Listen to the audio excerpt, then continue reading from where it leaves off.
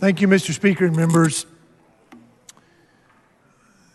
The Senate sent over a strong bill, and I appreciate the work of the House Higher Education Committee and Mr. Kemple on this bill. But unfortunately, some of the strong provisions in the Senate bill have been removed. The Senate bill had said we got holes in the chicken coop, so we're going to put wire up around the chicken coop, and we're going to put the farmer in charge of guarding the chicken coop. The bill as it stands before the House right now has holes cut in the fence and the fox guarding the hen house. And so this amendment and some of the others will attempt to put the fence back up and put the farmer back in charge. One of the issues that this amendment addresses is that the House version of the bill basically allows DEI policies to be initiated if they're part of, quote, institutional policy. That institutional policy language did not appear in the Senate. It now appears in the House. In other parts of the bill where it says, well, if there's a grant or an accreditation agency that wants these, and you can do it, so you can put it into institutional policy. The House version also removed the words special benefits or promoting DEI policies. This amendment puts that back in there to strengthen it. The original bill allowed the Attorney General to review these trainings that the institutions were going to do so that the fox didn't guard the hen house. But here, the House version has taken that out.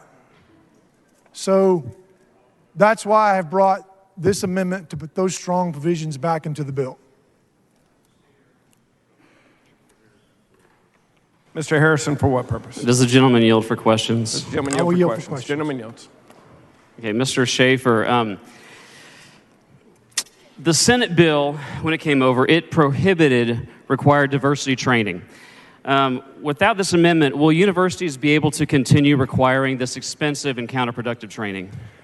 I believe they will. There are a number of gaps that have been cut into this prohibition that now will allow clever lawyers to essentially walk through a wide open door to reinstitute these policies as long as they comply with an institutional policy which complied with the grant or complied with something that an accreditation agency did. So it's sort of some clever legal wording that opens the door right back up to those. So without your amendment, to summarize, that divisive training would likely still be able to continue under this version of the bill. I All right. so Representative Schaefer, you may or may not be aware that the University of Texas has about as many DEI administrators and staff as it does history professors.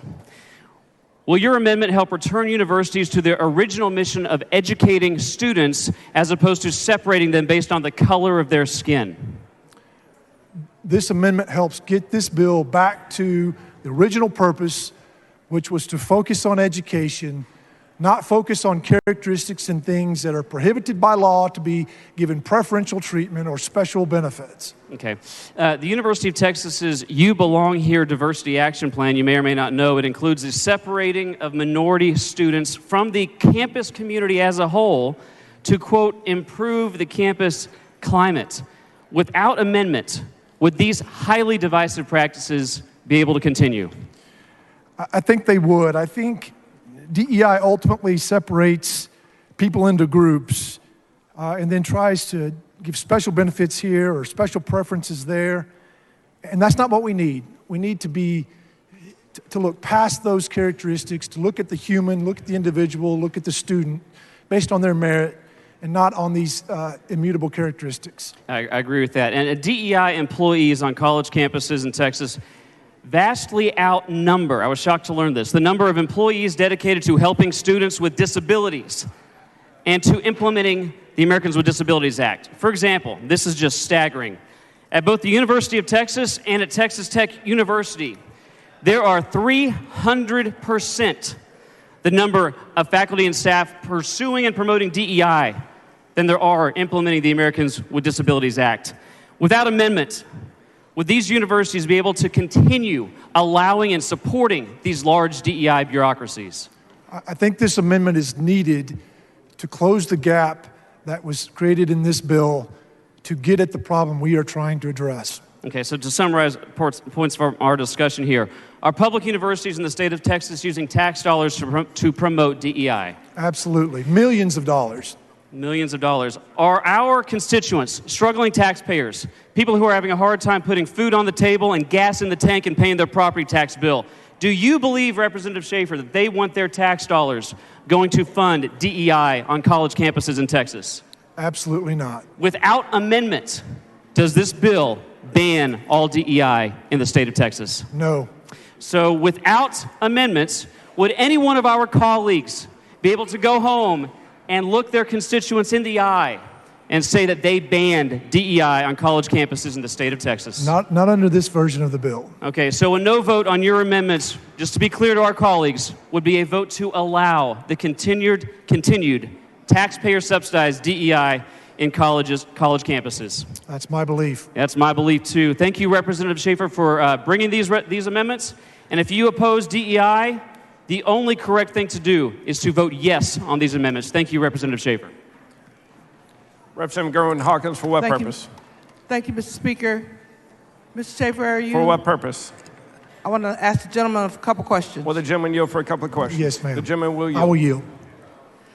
Representative Schaefer, you're saying that DEI creates challenges and is problematic. I've talked to several of the university presidents, and they're saying the number of minority students is decreasing, not increasing. Are you aware of that fact, or do you have different numbers? I'd love to see your numbers. I think there's challenges with college enrollment across the board. If you look at the national trends, university enrollment has been declining across the board. So I think it's a nationwide challenge across everybody. But my question directly is people of color. Do you see that number decreasing? I'm sorry, I didn't hear you. Specifically of people of color, are you aware the numbers are decreasing? Well, if they're included in the larger... Simple answer, sir. Are you seeing the numbers decreasing? I have not seen that study. Okay. Mr. Schaefer, one of the things that I would like to also ask is why do you know why DEI programs were developed? Oh, I'm sure they have good intentions behind it, but at the end of the day, I think you would agree with me that it's wrong to give people preferential treatment based upon their race, sex, color, or ethnicity. I don't disagree with that at all. I agree with you wholeheartedly. But isn't that DEI doesn't mean that. But in many cases, that's how it's been applied. I'm asking the question, sir, with all due respect. Members, please be respectful of one another. Could you define DEI for us as you see it? I think DEI has been used to separate people into groups, to focus on someone's race, focus on someone's sex, in ways that provide preferential treatment or special benefits, and by very definition, when you do that, then you're excluding somebody. So it is your belief the university has taken on practices that has discriminated against a certain population? Absolutely. What evidence do you have of that?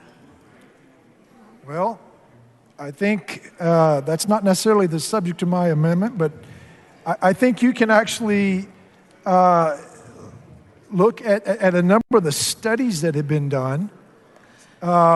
There's actually a lack of results. So DEI programs are not having a positive impact on Texas campuses. In fact, according to an official survey from Texas A&M that was conducted by the administration, 55% of black students in 2019 felt that they belonged at Texas A&M, Mr. Chairman, down 27 points from a few years prior. So the DEI programs were instituted, and yet these students had a feeling like they didn't belong. So they're actually DEI programs If you look at the results, Thank you, Mr. Schaefer. I think I've got your point. But, Mr. Chair, I raised a point of order based on Rule 11, Section 2 of non-germaneness. Bring your point of order down front, Representative.